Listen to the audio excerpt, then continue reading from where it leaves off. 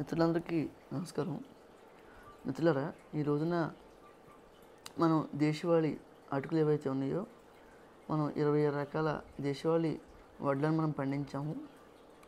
ఒక 18 రకాల వాటితో మనం ఇప్పటికే అటుకులు చేసుకుని ఎవరైతే అడిగారో వాళ్ళందరికీ మనం అటుకులు ఏర్పాటు చేయడం, ఇప్పటికే ఇవ్వడం, అటుకుల కండి మంచి స్పందన వచ్చిందని చెప్పాలి. ఎందుకంటే 18 రకాలు అటుకులు మనం ఆడించి దాదాపు ఒక 15 నుంచి 20 క్వింటాల వడ్లను నానబెట్టి మనం అటుకులు చేసుకుని సగం పైగా అటుకులు మనకి ఏదైతే సోషల్ మీడియాలో చూసి చాలామంది మిత్రులు సగం పైగా తీసుకోవడం, మిగిలినవి ఏవైతే ఉన్నాయో వాటిని మనం విశాఖపట్నం ఆర్గానిక్ మేళాలకు తీసుకురావడం అన్నీ కూడా అద్భుతంగా సేల్ అయినాయి. ఇక్కడ నేను ఆర్గానిక్ మేళాలకు వచ్చిన తర్వాత అండి, బియ్యాల గురించి మన సోషల్ మీడియాలో ఎవరైతే విజయరామ్ గారిని ఫాలో అయ్యేవాళ్ళు, మనల్ని ఫాలో అయ్యేవాళ్ళు, ఈ దేశవాళీ బియ్యాలంటే ఏంటి అని తెలుసుకున్న వాళ్ళు కొంతమంది అయితే వాళ్ళు మాత్రమే ఈ బియ్యాలు ఇలా అని అడుగుతూ ఉండి, ఈ బియ్యాలు మాకు కావాలని 5 కేజీలు, 15 కేజీలు, 20 కేజీలు, 25 కేజీలు తీసుకోవడం జరిగింది. కదమ వాళ్ళు అందరూ కూడా ఇట్లా ప్రతి ఒక్కరు కూడా ఇట్లా బియ్యాలు ఎంక చూసి, ఓహో ఈ బియ్యాలా, రాగులా, లేదా రాగులు బియ్యాలా, అసలు ఈ రంగుల బియ్యాలు మేము ఎక్కడ చూడలేదు. అదే నేను రంగుల బియ్యాలు అన్నప్పుడు నిజంగా నాకు అంటే నేను ఇప్పటివరకు ఏమనుకున్నానంటే, మనల్ని ఎవరైతే అభిమానిస్తున్నారో వాళ్ళు మనకు ఫాలోవర్స్గా ఉన్నారు, సంతోషం. లేదనుకుంటే ప్రతిసారి విజయరామ్ గారి మీటింగ్లు ఎక్కడ జరుగుతూ ఉన్నాయో గురువు గారు అనుకుని మనం వెళ్ళడం, అది జిల్లాల్లో పెట్టినప్పుడైనా సరే, సభల మీటింగ్ లాంటివి పెట్టినప్పుడు కూడా ఆ భావాలతో ఉన్నవాళ్ళు వస్తూ ఉన్నారు. పర్లేదు, ఎక్కువ మంది ప్రచారం అవుతూ ఉందనుకున్నాను. విశాఖపట్నం ఆర్గానిక్ మేళాకి వచ్చిన తర్వాత 1000లో ఒకరికే తెలుసండి బియ్యాల గురించి అని అనిపించింది. దాదాపుగా 12-13 తారీఖుల్లో యావరేజ్గా 40-50 వేల మంది వస్తే శనివారం ఆదివారం బాగా వచ్చారండి. ఎట్లా అంటే, నేను మా ప్రాంతంలో కూడా కొన్ని సంబరాలు తిరణాలు అంటూ ఉంటాం కదా మన పల్లెటూరులో, అటువంటివి జరిగినప్పుడు మనకి రోడ్లు ఖాళీ ఉండవు. అంతకంటే కూడా ఎక్కువ మంది బాగా శనివారం ఆదివారం మళ్ళీ వీకెండ్ కావడం బాగా వచ్చారండి. వచ్చిన వాళ్ళందరూ కూడా ఆశ్చర్యంగా బియ్యాలు ఇంకా చుట్టం, ఈ బియ్యాలు మనుషులు తినేయన. ఒక ఆయన వచ్చారండి, ఒక 65 సంవత్సరాలు అట్లా ఉంటాయి, ఆయన స్కూల్ మాస్టర్గా రిటైర్ అయ్యారంట. నవారా బియ్యం చూసి ఇవన్నీ తినలేములండి అంటే, నేను నన్ను అయ్యా ఇది ప్రకృతి వ్యవసాయంలో చేసినవి, మన దేశవాళీ విత్తనం, నవారా అంటే నివారణ, ఏ రోగాన్ని నివారిస్తుంది, ఇది వెయిట్ లాస్కి ఉపయోగపడుతుంది బాగా అని చెప్పి, వెయిట్ లాస్కి, బీపీ, షుగర్, థైరాయిడ్కి అటువంటి వాటికి ఉపయోగపడుతుందండి. ఒక పూట నవారా తీసుకుని రెండో పూట బహురూపి లాంటిది అని తీసుకోమంటే అన్నాడు. ఇంక ఈ వయసులో మాకు ఏమరుగుద్దులండి, ఫుడ్ తినేసి అలవాటు అయిపోయింది. అంటే అదే చెప్తా ఉన్నాను, మనం దాన్ని రవ్వ కింద ఇడ్లీ రవ్వ కింద చేసుకోవచ్చు, ఉప్మా రవ్వ కింద చేసుకోవచ్చు, దోశల్లో వేసుకోవచ్చు, మనకి ఇంకా జావ కింద చేసుకోవచ్చు, అనేక సందర్భాలుగా అంబలుగా చేసుకోవచ్చు, రవ్వను తీసుకుని అలా చేసుకోవచ్చు. అటువంటిది ఇలా ఎలా అయిపోయారంటే ఎవరికి అర్థం కాని పరిస్థితి అండి. నాకు ఎప్పుడు అనిపించిందండి, ఇంకా ఎక్కువ ప్రచారం చేయాలి, నేను చేసిన ప్రచారం ఏదైతే ఉందో అది ఇంకా చాలా తక్కువే. ఎందుకంటే నాకున్న పరిధిలో నుంచి ఎక్కువ చేసేస్తానని అనుకున్నాను. కాదు, నేను ఇంక ఎక్కువ ప్రచారం చేయాలి, ఎక్కువ మందికి జనాలు ఎవరైతే ఉన్నారో విత్తనం గురించి తెలియాలి, బియ్యాల గురించి తెలియాలి, ముందు ఈ ఆహారం గురించి కూడా తెలియాలి అన్న ఉద్దేశంతోనే ఈ ఆహారం గురించి ఇప్పటివరకు నేను బియ్యాలు ఇచ్చానండి. మన 2 తెలుగు రాష్ట్రాల్లో ఎవరైతే మిత్రులు ఉన్నారో వాళ్ళందరికీ కూడా మన దగ్గర ఏవైతే పండుతా ఉన్నాయో పప్పు దినుసులు కానీ బియ్యాలు ఇచ్చాను. కానీ ఈ సంవత్సరం ఎక్కువగా మనం సీరియస్గా తీసుకున్నానండి అటుకుల విషయంలో. ఈ అటుకుల విషయం నేను చాలా సీరియస్గా తీసుకున్నానండి. ఈ అటుకుల విషయంలో మనం చూసుకుంటే 18 రకాల అటుకులు చేసుకోవడం, అటుకులకి మంచి స్పందన రావడం. ఎందుకంటే చాలామంది అటుకులు చూసి ఇక్కడ విశాఖపట్నంలో ఉన్న ఏదైతే ఆర్గానిక్ మేళకు వచ్చారో సోదరిమణులు, ఇవి అటుకులేనా, ఏంటి రంగురంగులుగా ఉన్నాయి, బియ్యాలు రంగురంగులుగా ఉన్నాయి, అటుకులు కూడా రంగురంగులుగా ఉన్నాయి అంటే అది నేను చెప్పడం జరిగింది. ఏంటంటే ఒక్కొక్క బియ్యం, ఒక్కొక్క వరి విత్తనం ఏదైతే ఉందో వాటిని 24 గంటలు నానబెట్టి, ఇవి నవారా అటుకులు, ఇవి కులాకర్ అటుకులు, ఇవి అరుదై గురవై అటుకులు, ఇవి పుక్కూరు అటుకులు, ఇవి బహురూపి అటుకులు అని చెప్పడం జరిగింది. మిత్రులారా, నేను అదే అనుకుంటా ఉన్నాను. అంటే నాకు తెలిసిన మిత్రుడు అంటూ ఉండేవాడు, ఏ యావ ఉన్నవాళ్ళు ఆ యావ ఉన్న వాళ్ళతోనే ఏంటి అంటే, ఏ ప్లాట్ఫామ్ మీద ఉన్నవాళ్ళు ఆ ప్లాట్ఫామ్ గురించి ఆలోచిస్తారు. మనం ఏం పని చేస్తా ఉన్నామంటే మొట్టమొదట ఫ్యామిలీ డాక్టర్ కాదు, ఫ్యామిలీ ఫార్మర్ కావాలి. భూమి పాడైపోతూ ఉంది. 2045 సంవత్సరం నాటికి భూమి అయిపోతూ ఉంది. గోవులు కనుమరిగిపోతున్నాయి. గోవుని కూడా ఈ రోజున గోవుని నందిని ఎగ్జిబిషన్లో అంటే ఎక్కడైనా మ్యూజియంలో తప్ప బయట చూడలేని పరిస్థితి వస్తుంది. గోవుని కాపాడాలి.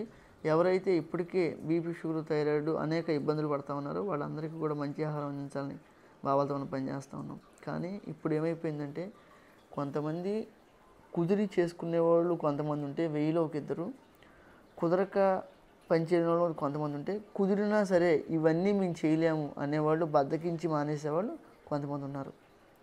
అట్లాగే నేను విశాఖపట్నం రావడం, కొత్త మిత్రులు నాకు పరిచయం అవ్వడం చాలా సంతోషం. ఎందుకంటే అదే చెప్తాను, ప్రతికూల వాతావరణంలో పనిచేసి మేము కొన్ని సక్సెస్ అవ్వడం, విజయాలు సాధించడం చేస్తే ఇంట్లో పూర్తిగా అనుకూల వాతావరణంలో కూడా ఇంకా స్పీడ్గా రాణిస్తూ అంటే వాళ్ళు వ్యవసాయం చేయలేకపోయినప్పటికీ కూడా కొంతమంది వర్మ గారని నాకు పరిచయం అయ్యారండి. ఆయన జగ్గు వాసుదేవ్ గారు సద్గురు ఎవరైతే ఉన్నారో ఈషా ఫౌండేషన్కి వెళ్తారు. ఆయన జగ్గు వాసుదేవ్ గారి గురించి నేను మాట్లాడుతూ ఉంటే ఆయన చాలా అంటే బాగా ఫాలో అవుతూ ఉన్నారండి గురువు గారిని అని అనడం. ఆయన ఫిబ్రవరి, మార్చి ఆ సమయంలో 10 రోజులు వెళ్ళి వాలంటరీగా సేవ చేయడం, వాళ్ళ మిస్సెస్ వాళ్ళు కూడా మంచి అండర్స్టాండింగ్ అండి. నిజంగా ఎలా అంటేనండి ఇప్పుడున్న జనరేషన్లో అటువంటి వాళ్ళు అంటే వాళ్ళకి చాలా చిన్న వయసు అండి, అటువంటి వాళ్ళు ఉన్నారంటే నాకు చాలా ఆశ్చర్యం. రాత్రి మమ్మల్ని తీసుకెళ్ళి ఆయనే భోజనం పెట్టడం. అదే అన్నారు, మేము భోజనానికి రాలేమయ్యా, రాత్రి చాలా టైం అయిపోయిందండి, 10:30, 11 అయిపోయింది వాళ్ళకి భోజనానికి వెళ్ళేసరికి. నేను అదే అన్నాను, ఇక్కడ ఆర్గానిక్ మేళ ఇవన్నీ చదువుకుని లాస్ట్ రోజు కదండి ఎక్కువ క్రౌడ్ ఉంటుంది రాలేమండి అంటే, లేదు ఉదయాన్నే నేను బియ్యమని నానబెట్టేసేసాను, కాలాబట్టి కానీ కొన్ని ఏవైతే ఫైబర్ ఎక్కువ ఉండేవన్నీ కూడా మీకు స్వీటు మీకు నేను చాలా రకాలు చేయడానికి 4-5 రకాల బియ్యాలు నానబెట్టేశాను. మీరు రాకపోతే నేను చాలా ఇబ్బంది పడిపోతాను, నేను మీకోసం నేనే చేస్తానంటే రాత్రి అద్భుతమైన భోజనం అంటే టైం మించిపోయిందని చెప్పాలి, అయినా సరే అద్భుతంగా ఉందండి భోజనం. అలాంటి మిత్రులను కలవడం అదే చెప్తా ఉన్నాను నేను. ఏంటంటే అర్థం చేసుకున్న వాళ్ళకి ఈ ఆహారం ఔషధం అమృతం కూడా, అర్థం కాని వాళ్ళకి ఏదో రంగులు వేసినట్టు కొత్తగా కనిపిస్తూ ఉంటుంది. అదే చెప్తున్నాను, ఇప్పటికైనా సరే మనం మారి మన తర్వాత తరాల వాళ్ళ కోసం భూమిని బాగు చేసుకుని మంచి ఆహారాన్ని మన కుటుంబాలకు అందించకపోతే ఈరోజు హాస్పిటల్స్ ఏవైతే ఉన్నాయో అవి ఖాళీ లేవు. ఇంకొకటి చెప్పాలి మిత్రులారా, ఇక్కడ చూసుకుంటే ఇటువంటివి కొనడానికి వచ్చారండి. ఆర్గానిక్ మేళా అంటే గో ఆధారిత ప్రకృతి వ్యవసాయానికి వచ్చింది. ఏంటంటే ఇలాంటి తినుబండారాలు ఎక్కువ బాగా సేల్ అయినాయండి. అంటే మన దగ్గర కాదు, వేరే వాళ్ళు పెట్టారండి. అదే చెప్తా ఉన్నాను, నిజంగా ప్రకృతి వ్యవసాయం చేసేవాళ్ళు ఎంతమంది వచ్చారు ఆర్గానిక్ మేళలో స్టాల్ పెట్టడానికి. ఇటువంటివి లైట్లు, ప్లాస్టిక్ బొమ్మలు, ఇంకా వేరే డబ్బాల్లో పెట్టిన వాళ్ళు ఎంతమంది వచ్చారు అని నేను చూసుకుంటే కొంచెం బాధ, కొంచెం ఆశ్చర్యం నాకు అనిపించింది. ఒక మిత్రుడితో చెప్పాను, ఏదైతే ఈ భావాలతో ఏవైతే మీటింగ్లు ఉన్నాయో ప్రకృతి వ్యవసాయం, గో ఆధారిత ప్రకృతి వ్యవసాయం ఎవరైతే చేస్తూ ఉన్నారో ఆ వ్యవసాయానికి సంబంధించిన మీటింగ్లు లేదా గురువు గారు విజయరామ్ గారి మీటింగ్లు ఏవైతే ఉన్నాయో అటువంటివి, లేదనుకుంటే నేలకొండపల్లి డాక్టర్ రామచంద్రన్ గారు ఎవరైతే ఉన్నారో నేనైతే నడిచే దైవం అని చెప్తానండి నేను. అలాంటి మీటింగ్లు ఏవైతే ఉన్నాయో వాటికి వెళ్ళాలి తప్పండి. ఇట్లా ఆర్గానిక్ మేళాలని ఒక 300-400 స్టాల్స్ పెట్టి అక్కడ మనబోటోళ్ళు ఒక భావాలతో కొన్ని వాల్యూస్, కొన్ని ఎథిక్స్తో పనిచేసే వాళ్ళు ఎవరైతే ఉన్నారో వాళ్ళు నిజంగానే ఆశ్చర్యంగా చూశారు. కాకపోతే కొంతమంది మనల్ని సోషల్ మీడియాలో శ్రీకాకుళం, విజయనగరం, విశాఖపట్నంలో ఎవరైతే ఉన్నారో మనల్ని ఫాలో అయ్యే వాళ్ళు ఎవరైతే ఉన్నారో వాళ్ళు వచ్చారు. వాళ్ళతో పాటు ఇంకా కొంతమంది పరిచయం అయ్యారు. దానికి నేను సంతోషిస్తున్నాను మిత్రులారా. నేను అనేది ఇప్పటికైనా అదేనండి, అవకాశం ఉన్న ప్రతి మిత్రుడు కూడా ఎవరైతే ఆహారం కావాలో అక్కడ ఆ ప్రాంతానికి సంబంధించో లేకపోతే మీకు తెలిసిన వాళ్ళు నా బోటి వాళ్ళు ఉంటే సందర్శించండి. లేదనుకుంటే మీరు కొన్ని విషయాలు తెలుసుకుని ఆహారం తెచ్చుకోండి. ఈ రోజున కులాకరికి నవారా పక్కన పెట్టి కొత్త వ్యక్తికి నవారాకి కులాకరికి తేడా చెప్పమంటే చెప్పలేని పరిస్థితి. దళారులు దాన్ని అడ్వాంటేజ్గా తీసుకుని నవారా ఉంటే దాన్నే కులాకరికి ఇచ్చేయడం, కులాకరు ఉంటే దాన్ని నవారాకి ఇచ్చేయడం, వాళ్ళ దగ్గర ఆ టయానికి ఏమేమి ఉన్నాయో అవి తీసుకుని అప్పటికప్పుడు చేస్తూ ఉన్నారు తప్ప వేరేకైతే ఏం కాదండి. అదే చెప్తాను, ఆలోచించండి, ఒకసారి గమనించాలి.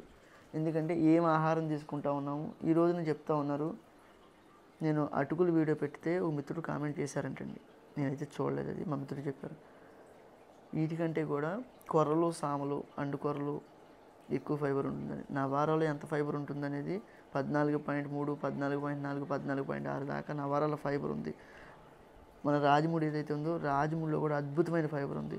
మా గణేష్ గారు రాజముడి గురించి ఒక విషయం చెప్పారు. ఏమనంటే,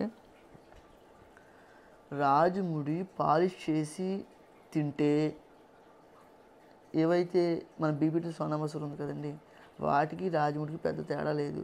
అచ్చంగా ఫైబర్ ఉన్న బియ్యం ఏదైతే ఉన్నాయో మీకు కూడా చూపించే ప్రయత్నం చేస్తున్నా. దగ్గర రాజముడి ఉందండి, అది అద్భుతంగా.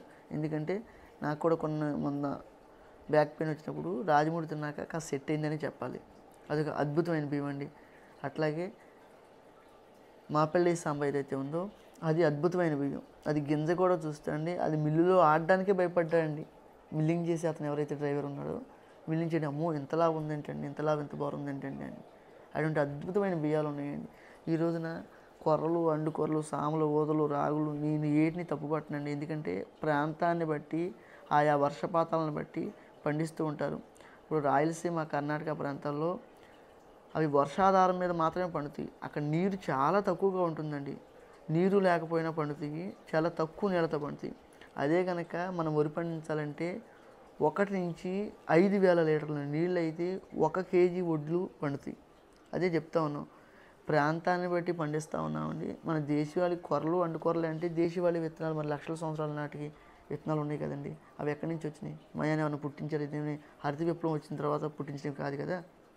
హరిత విప్లవం రాకముందు నుంచి కూడా 5 లక్షల దేశీయ రకాల విత్తనాలు ఉండేవి. ఇప్పుడు కేవలం మనకి 5,000 రకాలు మాత్రమే మన ఒడిశా కానీ మన ప్రాంతంలో కానీ మనం కాపాడుకోగలుగుతున్నాము. ఒడిశా వాళ్ళు ఇప్పటికీ కూడా కాపాడుకోగలుగుతారు. నేను ఒడిశా శబరిమతి దేవి దగ్గరికి వెళ్ళినప్పుడు, ఆ మా దగ్గరికి వెళ్ళినప్పుడు ఇప్పుడు విత్తనాలు ఇచ్చాను, ఆ విత్తనాలను బతికించాను. విజయరామ్ గారు ఎన్ని వీడియోలు చూశారండి. మనం అదేనా నేర్చుకున్నది. అదే నేను అనేది, విమర్శించే ముందు ఏదైనా కానీ ఎవరు ఏం చేస్తున్నారు ఏంటని తెలుసుకుని మాట్లాడితే చాలా బాగుంటుంది. అదే చెప్తాను. నాకు తెలియకపోతే మీరు ఏదైనా నేర్పిస్తారంటే నేను నేర్చుకోవడానికి సిద్ధంగా ఉన్నాను.